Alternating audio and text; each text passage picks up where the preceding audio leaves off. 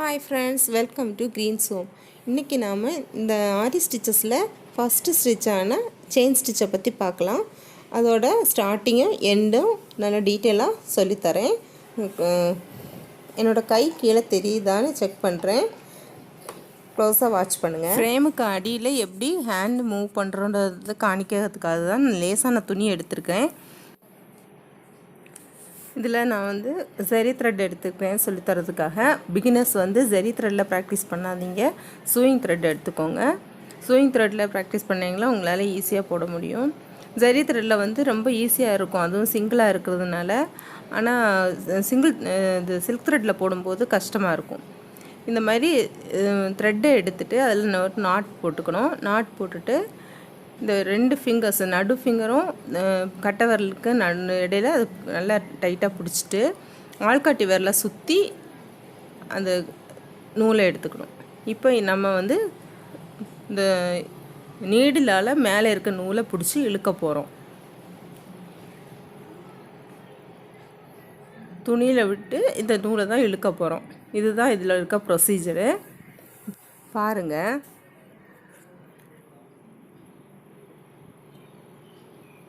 இப்போ நான் கீழே இருக்க அந்த விரலில் இருக்க நூலை மேலே நீடிலால் இழுக்கிறேன். இப்போ நூல் மேலே இழுத்துட்டு அந்த நாட்டு துணியில் சிக்கிக்கும்.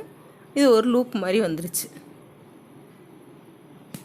இந்த லூப்புக்குள்ளே இருந்து அடுத்தது இழுக்க போகிறோம் நூலை. கீழே ஒரு சுற்று.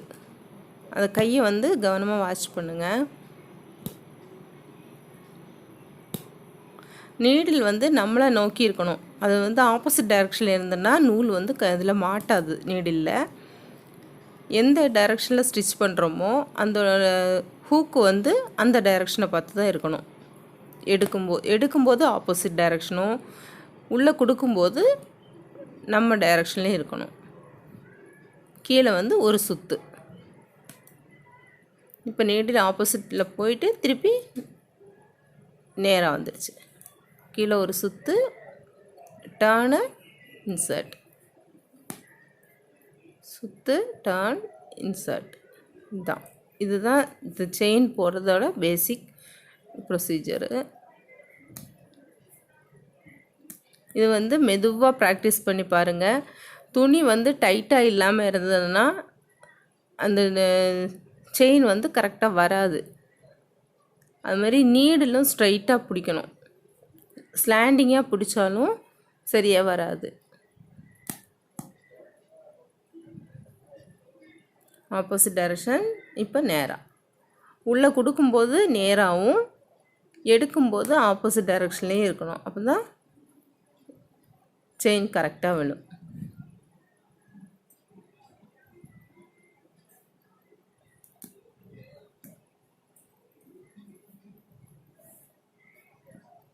இது நல்லா ப்ராக்டிஸ் பண்ணிட்டிங்கன்னா நல்லா போடலாம். ப்ராக்டிஸ் தான் இதில், வேறு எதுவும் இல்லை.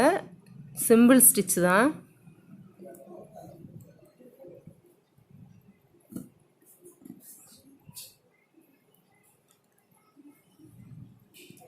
ஒரு சுற்று, டர்னு, அப்புறம் இன்சர்ட். இது எப்படி எண்ட் பண்ணுறதுன்னு பார்க்கலாம்.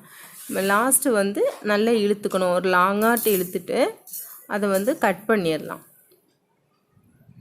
கொஞ்சம் நீளமாக விட்டுட்டு நடுவில் கட் பண்ணி விட்டுடலாம். அதை கட் பண்ணிவிட்டு இந்த மிச்சமாக நிற்கிற அந்த நூலை நம்ம கீழேருந்து நீடில் விட்டு கீழ்ப்பக்கமாக எடுத்துக்கலாம். அந்த லூப்புக்கு வெளியில் கொடுத்து இழுக்கணும்.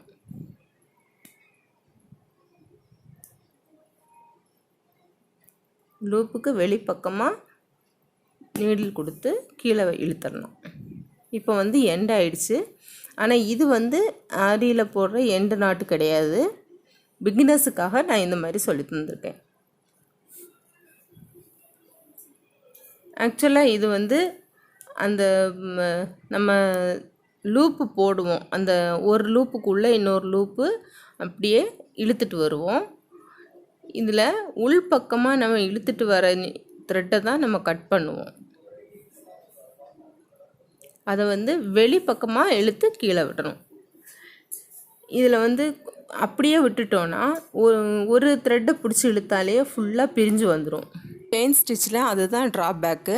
எங்கேயாவது நூல் விட்டுட்டுனா அந்த ஃபுல் லெங்க்த்துக்குமே அப்படியே பிரிஞ்சு வந்துடும். இப்போ திருப்பி இன்னொரு தடவை போட்டு காமிக்கிறேன்.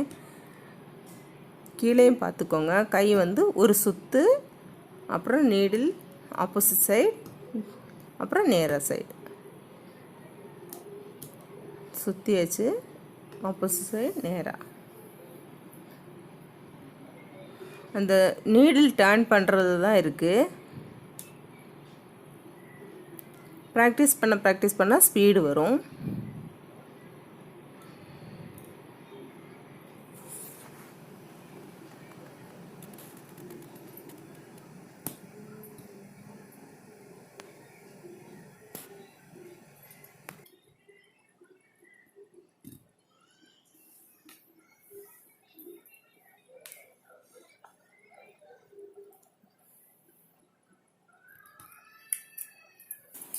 எடுத்த உடனே சில்க் த்ரெட்டில் பழக வேண்டாம். நார்மல் ஸ்விங் த்ரெட்டில் பழகிட்டு அப்புறமா சில்க் த்ரெட் யூஸ் பண்ணிக்கலாம். முதல்லையே சில்க் த்ரெட்டில் பண்ணோன்னா அப்படி பிரிஞ்சு வந்துட்டுருக்கும். நீடில் வந்து சரியாக கோக்க முடியாமல் நூல் வந்து விட்டு வந்துட்டு இருக்கும். இப்போ இன்ட்ரெஸ்ட்டு போயிடும். நம்ம ஸ்டிச் பண்ணுறவங்க இன்ட்ரெஸ்ட் போயிடும். அதனால் நான் ஸ்விங் த்ரெட்டில் ப்ராக்டிஸ் பண்ணிவிட்டு அப்புறமா சில்க் த்ரெட்டில் பண்ணிக்கலாம். இது வந்து நம்ம இந்த செயின் ஸ்டிச்சை வந்து நெருக்கமாக போடுவோம். டிசைன் பண்ணும்போது நெருக்கமாக போடுவோம். அது எப்படி போடுறதுன்னு இப்போ பண்ணி காமிக்கிறேன். கிட்ட போட்டால் தான் அழகாக இருக்கும் செயின் ஸ்டிச்சு.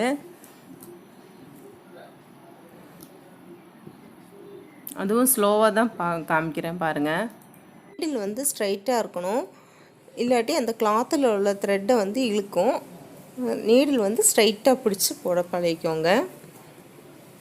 நிறைய பேர் சொல்லுவாங்க ஒரே டைரெக்ஷனில் தான் போட முடியுது, அடுத்த டைரெக்ஷன் போடும்போது நம்ம ரிங்கை திருப்பி வச்சு போடுறோம், அந்த ஆப்போசிட் டைரெக்ஷனில் போட வர மாட்டேங்குன்னு. அது வந்து ப்ராக்டிஸில் தான் வரும். அதுக்கு என்ன பண்ணணுன்னா நீங்கள் இந்த மாதிரி பண்ணி ப்ராக்டிஸ் பண்ணிக்கோங்க. கிளாத்தில் வந்து இந்த மாதிரி ஸ்பைரல் மாதிரி வரைஞ்சிக்கோங்க. வரைஞ்சிட்டு அது மேலேயே நீங்கள் ப்ராக்டிஸ் பண்ணிங்கன்னா ஈஸியாக 4 டைரெக்ஷன்லேயுமே போட்டு பழகிக்கலாம். ப்ராக்டிஸ் பண்ணிடலாம். இப்படி கண்டினியூஸாக போட்டு பழகிட்டோன்னா எந்த டைரெக்ஷன்லேயுமே நம்ம ஸ்டாண்டை திருப்பாமலேயே போடலாம்.